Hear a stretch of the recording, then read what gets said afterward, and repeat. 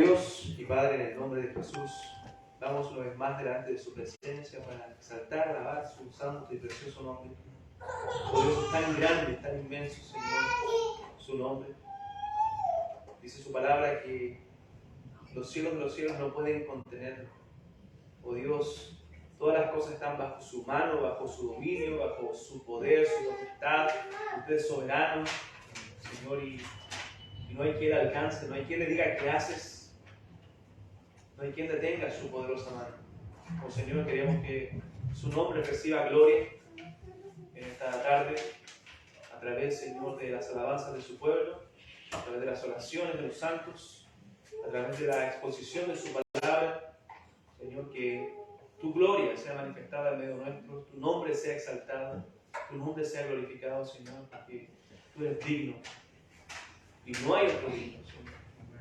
Nosotros somos indignos, somos tus siervos que han sido rescatados por gracia, que han sido vestidos de ropas dignas por los méritos de Cristo, no por obras que haya en nosotros, Señor, sino por la obra preciosa de tu unigénito Hijo, del Salvador, Cristo nuestro Señor. Amén. Te damos gloria, Señor, te damos honra por Él, por la salvación que tenemos en Él, porque podemos, Señor, ser hallados en Él, por su justicia perfecta, por su gracia maravillosa, por su amor demostrado en la obra preciosa de la cruz del Calvario. Oh Señor, queremos pedirte en esta tarde que tú nos bendigas, que tú, Señor, nos llenes de tu Santo Espíritu, que podamos vivir, Señor, en dependencia tuya, que puedas bendecir, Señor, esta obra acá en Linares, la iglesia, Señor, esta congregación. Bendice a mis hermanos, fortaléceles, Señor, a cada uno, motívales, anima sus corazones. Permite que Cristo sea el centro de sus vidas siempre, Señor. Motiva a los desalentados, ayuda, Señor, a los que pueden estar en dificultades, en problemas, Señor, en aflicciones. Padre, en dolor de su corazón, por favor, Señor, reconfórtales con tu preciosa palabra, aquella palabra que es poderosa para convertir el alma, para hacer sabio al sencillo, para alumbrar los ojos y para alegrar el corazón. Oh Dios, usa esa palabra viva, Señor, obra en medio de tu pueblo. Bendice a cada uno de mis hermanos y, Señor, tú conoces las necesidades que hay en cada corazón. Tú conoces, Señor, las debilidades. Tú conoces, Padre, lo que cada uno, Señor, desea o carece en su vida. Por eso te pido que tú respondas esa oración conforme a tu voluntad. Y que tú, Señor, en medio de las dificultades aún te glorifiques, en medio de las dificultades recibas honra y gloria, Señor, a través de tus hijos. Y que puedas bendecir, Señor, a cada uno de mis hermanos acá en Linares. Añade, Señor, los que han de ser salvos.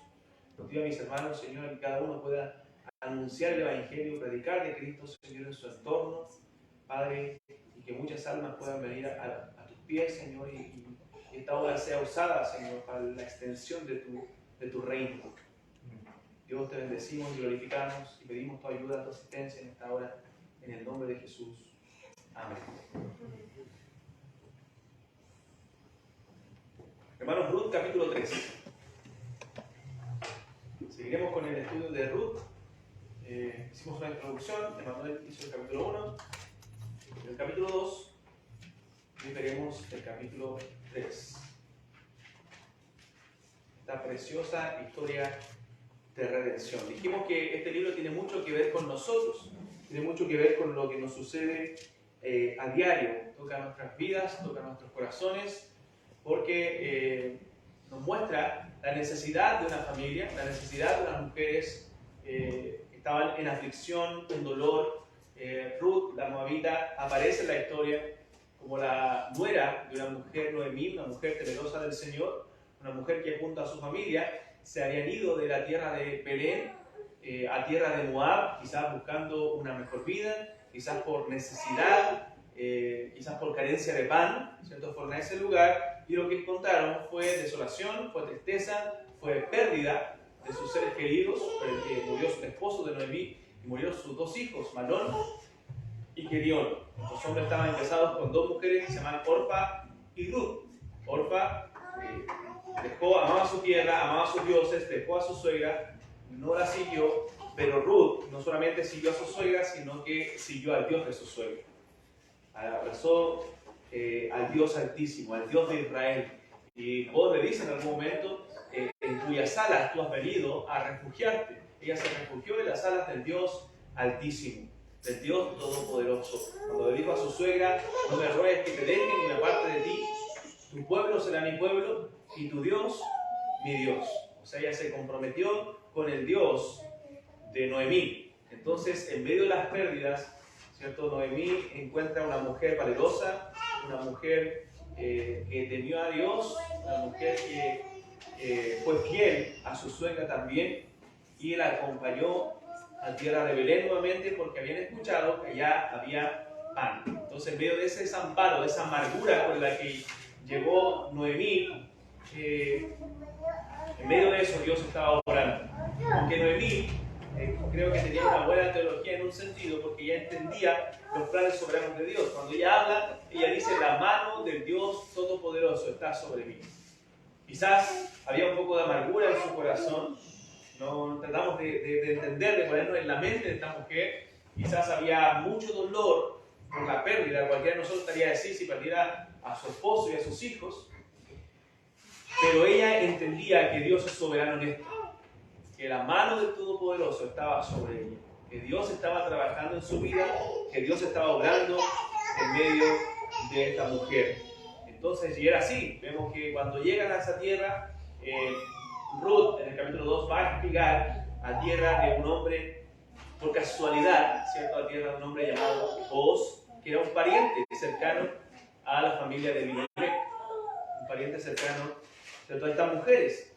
Entonces, ahí se da una linda historia donde sabemos que quedan juntos Ruth y Noemí y nace descendencia ahí, pero no es simplemente una historia de amor, lo hemos dicho, no es simplemente una historia bonita, una historia que nos presenta solamente la providencia de Dios, la soberanía de Dios, aunque se ve muy reflejada en la historia, sino que es una historia de redención que nos muestra a Cristo. Cuando nosotros acudimos a la Biblia debemos ponernos los lentes cristocéntricos, debemos buscar a Cristo en la Escritura. El Señor Jesús ocupó, por ejemplo, el Antiguo Testamento para anunciar el Evangelio, ¿cierto? A otros hombres. Cuando iba Él con los forasteros camino a Maús, con los discípulos camino a Maús, que no le reconocieron, Él les dice, dice la Escritura y Lucas, que pasando por Moisés y por todos los profetas, le declaraban lo que de Él decían. O sea, Cristo toma la Escritura, toma la ley, toma los profetas para declarar, para proclamar lo que decían las Escrituras de Él. O sea, Jesús mismo dice ahí que el Antiguo Testamento habla de Él. Cuando Jesús está con los judíos, con los fariseos, le dice, ustedes escudriñan las Escrituras porque en ellas os parece que tienen la vida eterna. Y Jesús le dice, y ellas dan testimonio de mí. Y ustedes no quieren venir a mí para tener vida. O sea, Jesús les dice a los fariseos, las Escrituras dan testimonio de mí. Es por eso que en el Antiguo Testamento debemos buscar a Cristo, debemos ponernos los lentes cristocéntricos. La historia de Ruth no es una historia que nos enseña verdades morales solamente, ni la de Jonás, ni la de Sansón, ni la de David, sino que son historias que están unidas a un solo plan, que es el plan redentor de Dios. Y su fin es mostrarnos a Cristo, que es el principal, la principal persona en la historia de redención. También vemos en el libro de los Hechos, cuando Felipe está con el eunuco etíope, ¿cierto? Y mientras está con él, Felipe se acerca al carro, él iba leyendo el Antiguo Testamento, Isaías 53, y le dice, ¿entiendes lo que lees? Y el eunuco le dice, ¿y cómo voy a entender si alguien no me explica? Y dice la Escritura que comenzando de ese pasaje, ¿cierto? Porque le anunció el Evangelio de Jesús. O sea, no solamente con ese pasaje, sino con muchos pasajes del Antiguo Testamento, Felipe le anunció el Evangelio de Jesús. Nosotros tenemos una deuda, siempre lo he dicho, de predicar el Evangelio de Jesús con el Antiguo Testamento. El Antiguo Testamento anuncia también el Evangelio de Jesús. Yo te mostraba a mi esposa, estaba leyendo nuevamente el libro de Mateo, y Mateo tiene por lo menos 36 menciones del Antiguo Testamento, 36 citas directas del Antiguo Testamento. Es increíble. En 28 capítulos, Mateo cita 36 veces el Antiguo Testamento, muchos pasajes, Samuel, Oseas, Isaías, muchos pasajes, los Salmos, pero especialmente Isaías. Yo creo que Isaías es el libro más citado del Antiguo Testamento. Y los Salmos también se citan mucho. Entonces, vemos increíblemente cómo los discípulos manejaban el Antiguo Testamento para anunciar el Evangelio de Cristo. Nosotros normalmente vamos al Nuevo Testamento y está bien, porque es la revelación del Nuevo Pacto. El Nuevo Testamento interpreta el Antiguo Testamento, pero también debemos saber anunciar el Evangelio a través del Antiguo Testamento. Ver a Cristo en el Antiguo Testamento, en la historia de redención. No en cada versículo, porque lo vamos a encontrar en cada versículo, pero sí en el ámbito general de la historia de cada libro. Entonces esta historia, como dije, tiene que ver mucho con nosotros, porque es una historia de redención. Cristo es nuestro Redentor, y eso se destaca en la historia. Vemos un concepto, una ley en Israel que se llama la ley del levirato, que se conoce como la ley del levirato o la ley acerca del pariente redentor. Y esta historia nos refleja justamente el Evangelio, que Cristo es nuestro pariente redentor. Entonces, vemos una sombra, un tipo de lo que Cristo hizo por nosotros en la historia de Ruth y Noemí, y Ruth y Boz. Ruth era una moabita, una mujer pagana, una mujer que tenía dioses paganos, que vivía una vida perdida, sin esperanza, sin Dios, ajenas a las promesas de Dios. Pero llega una familia del pueblo de Israel, y ella se casa con un miembro de esa familia y conoce al Dios de Israel, y abraza la fe del Dios de Israel. Entonces llega a ser parte del pueblo del pacto.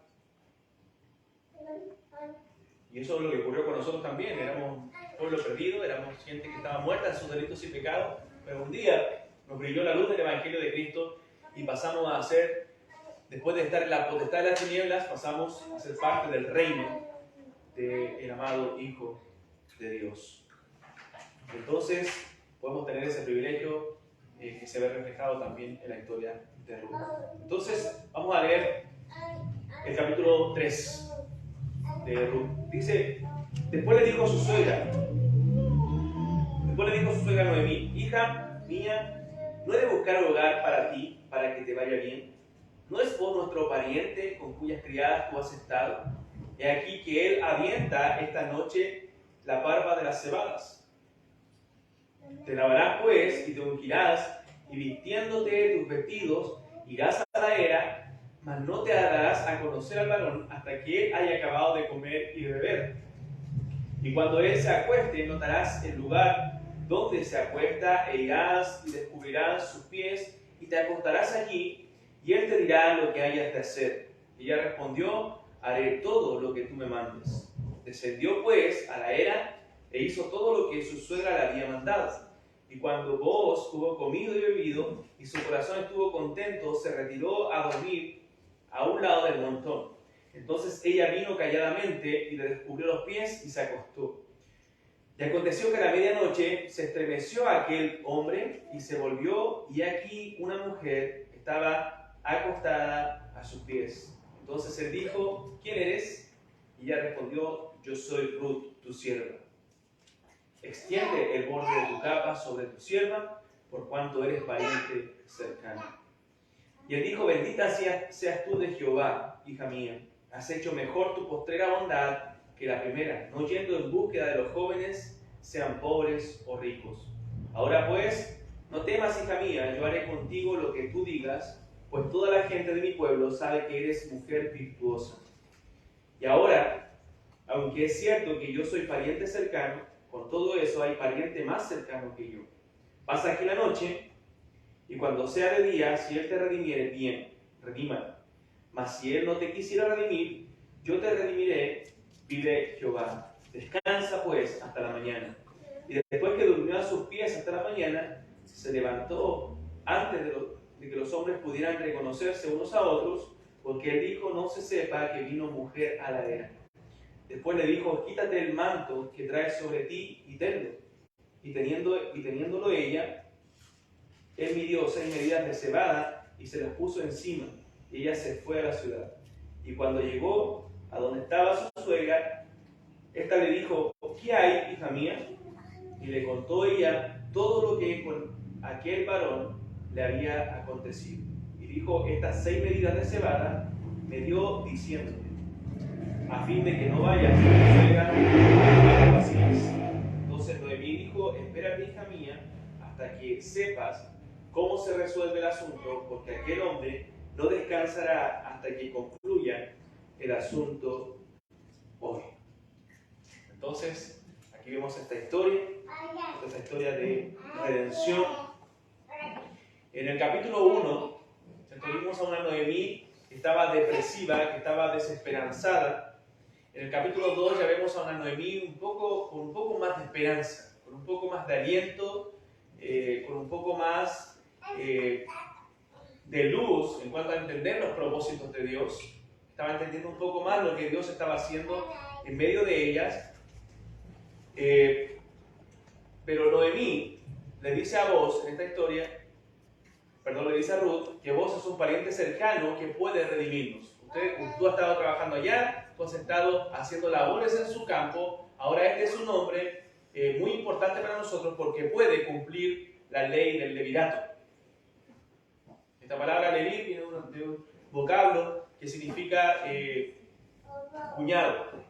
O sea, el hombre, el hermano del familiar que murió podía redimir, podía comprar, ¿cierto?, las tierras y tomar a la mujer para levantar descendencia, en este caso a su hermano. Recuerden que las tierras del pueblo de Israel no podían venderse perpetuamente a otros hombres porque las tierras, tener tierras en Israel era pertenecer al pueblo del pacto. O sea, si yo era parte de una tribu y tenía tierra, yo pertenecía a ese pueblo, por lo tanto no podía venderlas perpetuamente. Yo podía hacer una venta que era como un arriendo hasta la época del jubileo, ¿cierto?, que eran 50 años después, donde se devolvían, ¿cierto?, las tierras a sus dueños. Ahora, ¿qué pasaba? Si una persona por necesidad, por pobreza, vendía o arrendaba sus tierras por un tiempo determinado, podía venir un familiar, un pariente cercano, un pariente redentor y comprar las tierras, ¿cierto?, para devolverle a la familia y para levantar descendencia al difunto, ¿cierto?, al que había partido en este caso.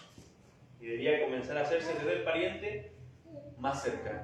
Entonces Boaz era un pariente cercano que podía redimir, que podía comprar las tierras y también podía levantar descendencia para el difunto. Pero Boaz dice que había un pariente aún más cercano a él, el cual podía redimir. Entonces este pariente redentor ayudaba en distintas áreas a la familia desamparada, podía ser por la compra de un terreno o por levantar descendencia a su pariente. Lo veremos la próxima semana, que cuando habla con este que le llama fulano, él dice: yo quiero redimir, quería las tierras, ¿cierto?, quería trabajarlas, quizás tenerlas, pero no quería levantar descendencia, porque eso le podía traer incluso problemas de herencia, porque no era su descendencia. Entonces, vemos que Boaz toma ese lugar y él redime. Boaz era un hombre recto. Boaz era un hombre del cual se puede aprender a ser un hombre correcto, un hombre íntegro, un hombre de verdad, un hombre de palabra, como todos nosotros debemos ser.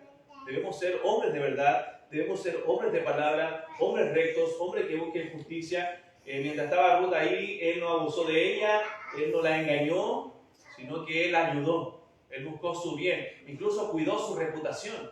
Esta propuesta que le hace Noemí a Ruth de ir donde Boaz y acostarse a los pies de su cama era algo raro, no era algo que se registra como una práctica de aquella época, quizás un acto de desesperación incluso de Noemí, pero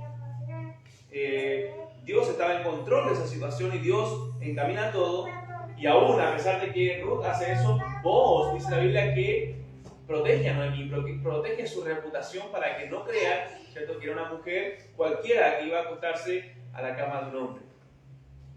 Entonces vemos a un hombre íntegro del cual nosotros podemos aprender.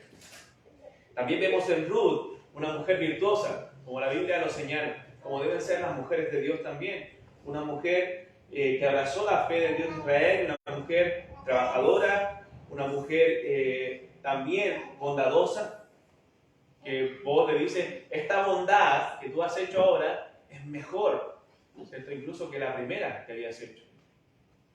Y dice también: todo el pueblo conoce que tú eres mujer virtuosa. Esa palabra virtuosa ahí es la misma que se ocupa en Proverbios 31, para la mujer virtuosa. Entonces, Noemí tenía este problema doble.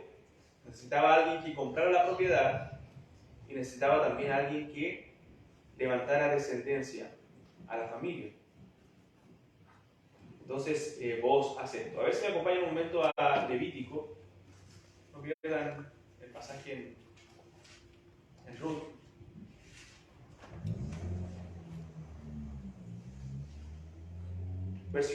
Capítulo 25, verso 23.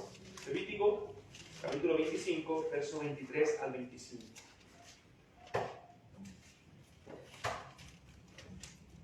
Dice, la tierra no se venderá a perpetuidad, porque la tierra mía es. O sea, la tierra era de Dios y Dios la repartió a su pueblo. Pues vosotros, forasteros y extranjeros, sois para conmigo. Por tanto, en toda la tierra de vuestra posesión otorgaréis rescate a la tierra. Cuando tu hermano empobreciere y vendiere algo de su posesión, entonces su pariente más próximo vendrá y rescatará lo que su hermano hubiere vendido. Entonces ahí está la ley que se está aplicando de redención en este pasaje. Entonces tener una tierra en Israel significaba ser parte del pueblo del pacto. Entonces ese valiente redentor compraba la tierra para preservar a la familia y su nombre en Israel. Entonces esto era vital en la cultura de Israel. En el verso 4 y 5 del capítulo 3 dice: y cuando él se acueste, notarás el lugar donde se acuesta, irás y descubrirás sus pies y te acostarás allí, y él te dirá lo que hayas de hacer. Y ella respondió: haré todo lo que tú me mandes. O sea, lo que le había mandado, en este caso Noemí a Ruth, era que le pidiera a este hombre que la redimiera. Redímenos. Versos 9 y 10. Dice: entonces él dijo: ¿quién eres? Y ella respondió: yo soy Ruth, tu sierva. Extiende el borde de tu capa sobre tu sierva, por cuanto eres pariente cercano. Y él dijo: bendito seas tú de Jehová, hija mía, has hecho mejor tu postrera bondad que la primera, no yendo en búsqueda de los jóvenes, sean pobres o sean ricos. O sea, en mí le pide redención a vos. Y este concede esa petición y le dice que esa es una gran bondad, porque ella estaba haciendo bien. Ella no estaba en búsqueda de su propio deleite, no estaba en búsqueda de los jóvenes, quizás como ella, sino que buscó un hombre ya maduro, un hombre que podía redimir, un hombre que podía hacer bien. Ella estaba buscando la voluntad de Dios y estaba haciendo lo que su suegra, en este caso, le había dicho que hiciera: buscar la redención de su pariente cercano. Ella podía haberse ido a sus dioses, ella podía haberse ido a su pueblo, pero ella decidió abrazar la fe de Israel y hacer la voluntad de Dios. Vemos la mano de la divina providencia de Dios aquí, Dios obrando en medio de su pueblo, Dios obrando en medio de una familia, Dios obrando en medio del dolor. Dijimos anteriormente que Dios siempre está trabajando en medio nuestro, aún en los momentos adversos de nuestra vida, aún en los momentos de dolor como esta mujer. Dios está obrando y a veces ignoramos cómo trabaja su mano, a veces ignoramos lo que Él hace, pero Él siempre está obrando. A veces no entendemos lo que sucede, pero está trabajando en nosotros. Por eso que tenemos que vivir nuestra vida mirando la eternidad, vivir nuestra vida mirando la gloria de Dios, vivir nuestra vida mirando lo eterno.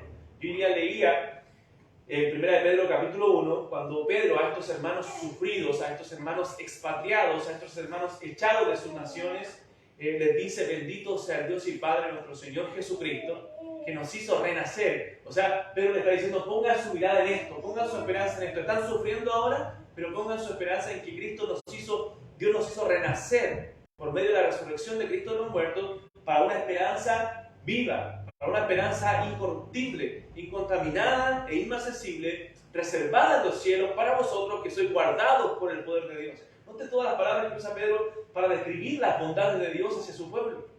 Cómo Dios sigue ocupándose de nosotros. Cómo Dios sigue estando preocupado de sus hijos y nos pide que pongamos nuestra mirada en lo eterno y no en lo perecedero, no en las cosas de este mundo. Porque Él en medio de las dificultades está trabajando. Y luego Pedro le dice: aunque ahora, ustedes tienen esa herencia, pongan su mirada ahí, aunque ahora, por un poco de tiempo, tengáis que ser afligidos en diversas pruebas. Entonces, hermanos, Dios está orando. Dios está orando en medio de Ruth y Noemí. Vemos que Noemí tenía un deseo de que Ruth se casara, de que conforme un hogar, y Noemí comenzó a actuar ella, ¿cierto? Y hermanos, esto nos enseña algo. Algunos pueden decir, Noemí se equivocó. Quizás se apresuró, no lo sé. Algunos dicen en mandar a Ruth a hacer una petición tan arriesgada, porque podría haberle costado la reputación a Ruth, podría haberle costado un castigo, no sé, algo grave a esta mujer por haberse ido a meter a acostar los pies, ¿cierto?, de este hombre Boaz. Pero Boaz era un buen hombre, ¿cierto?, que entendió que Dios estaba obrando en medio de estas mujeres. Pero lo que sí vemos es que en medio de la soberanía de Dios, en medio de que sabemos que Dios está obrando, ¿cierto?, y siempre confiamos en la soberanía de Dios, pero aún así somos responsables de lo que hacemos.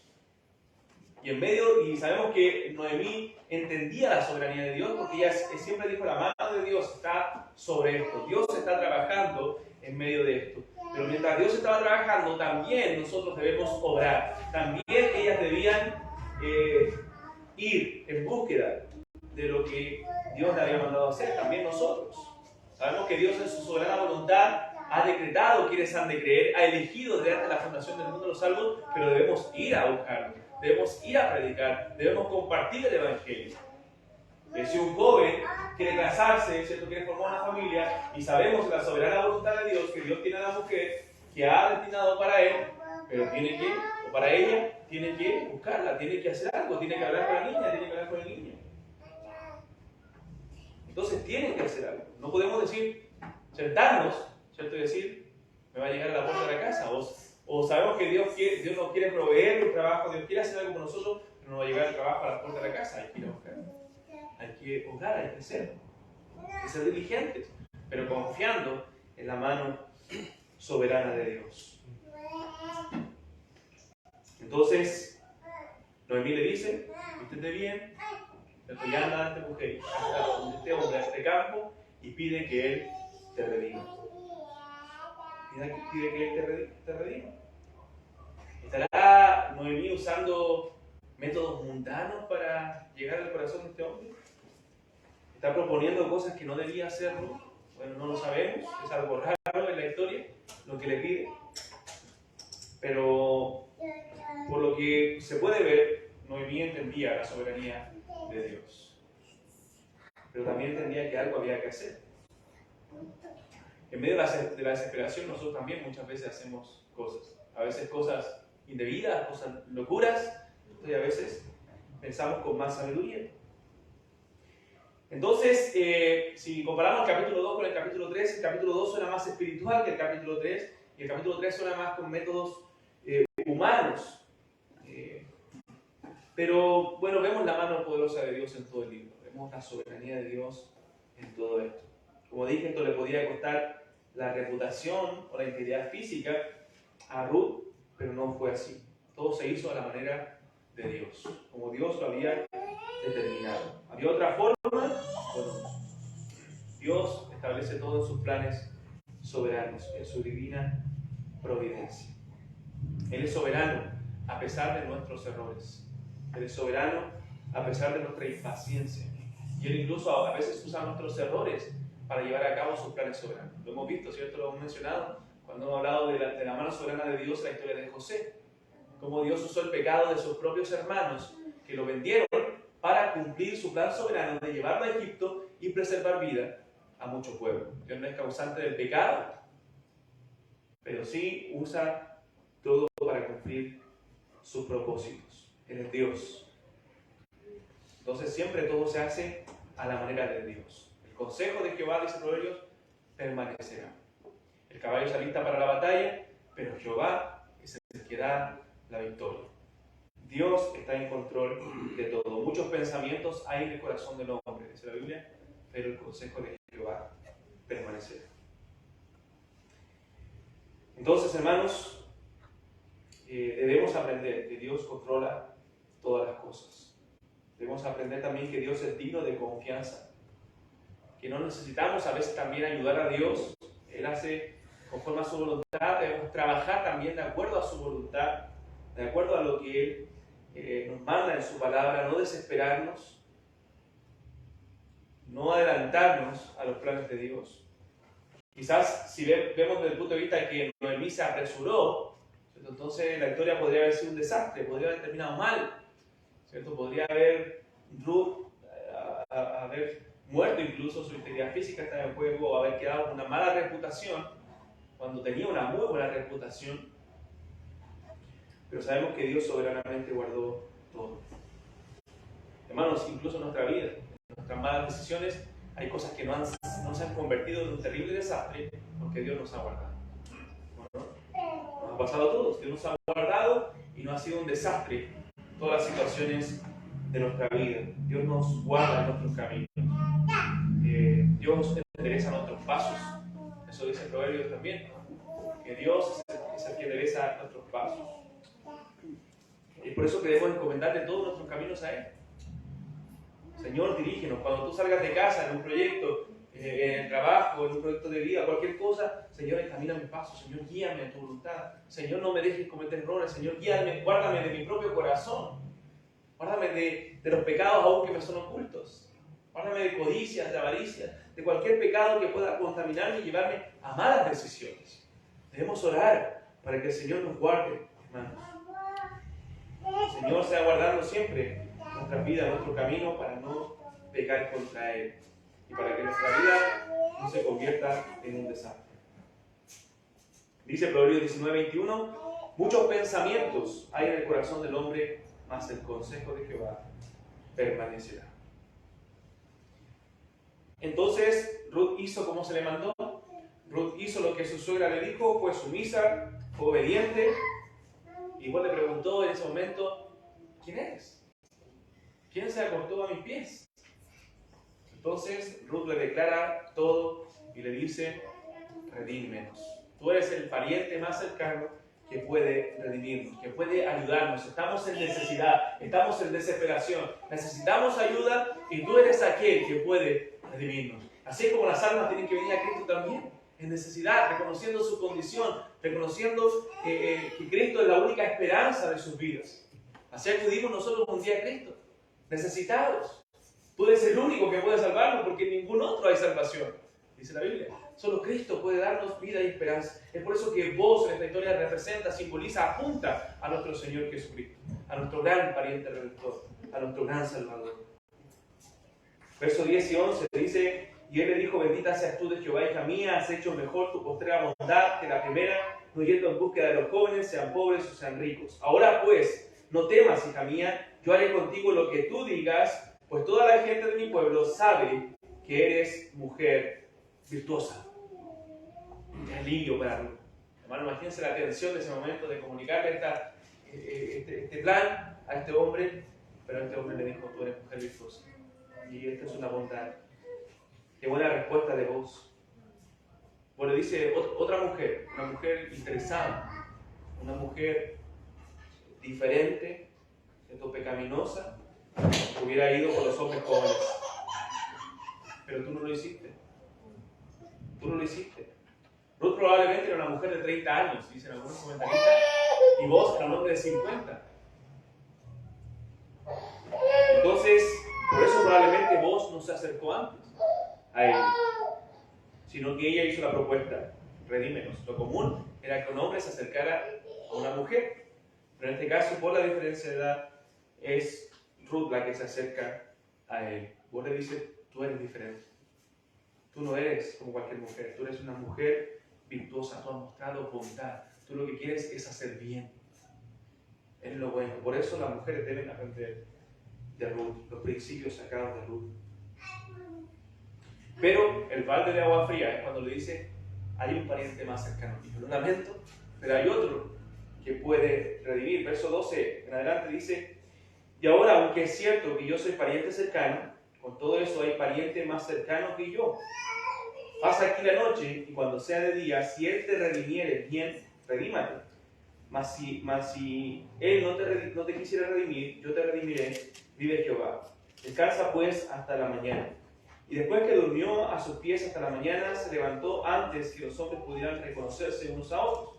Porque él dijo, no sepa que vino mujer a la era. Después le dijo, quítate el manto que traes sobre ti y tenlo. Y teniéndolo ella, él midió 6 medidas de cebada y se las puso encima. Y ella se fue a la ciudad. Y cuando llegó a donde estaba su suegra, ésta le dijo: ¿qué hay, hija mía? Y le contó ella todo lo que con aquel varón le había acontecido. Entonces, era peligroso que se supiera que ella fue a la era, pero todo se pudo hacer con éxito. Noemí sabía que Ruth era un hombre diligente. Le dijo: este hombre no va a descansar hasta que haga todo lo que te ha dicho. Es un hombre diligente, así que tranquila. Él no descansó, se puso manos a la obra para resolver el problema, para buscar a este pariente más cercano que él, para preguntarle: oye, tú vas a redimir, tú vas a hacer esto. Era vergonzoso para una mujer que estuviera exponiéndose a esas cosas. Que Ruth misma fuera a buscar al pariente más cercano y lo hiciera con Noemí y le preguntara si podía redimir. No, vos toma la representación del asunto, él toma el liderazgo en este asunto y dice: yo voy a resolver este problema para ver quién va a redimir. Y va este hombre, ¿cierto?, a preguntarle si lo iba a hacer o no. Debemos aprender, hermanos, de la sabiduría, la madurez y la diligencia de vos.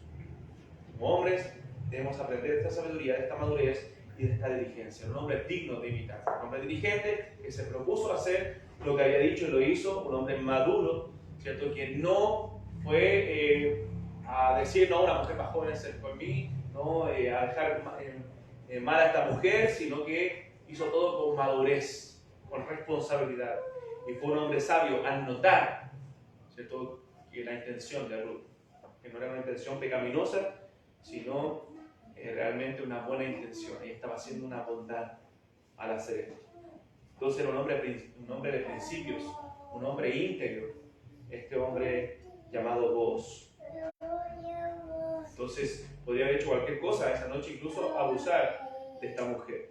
Era un hombre de principios, un hombre de integridad.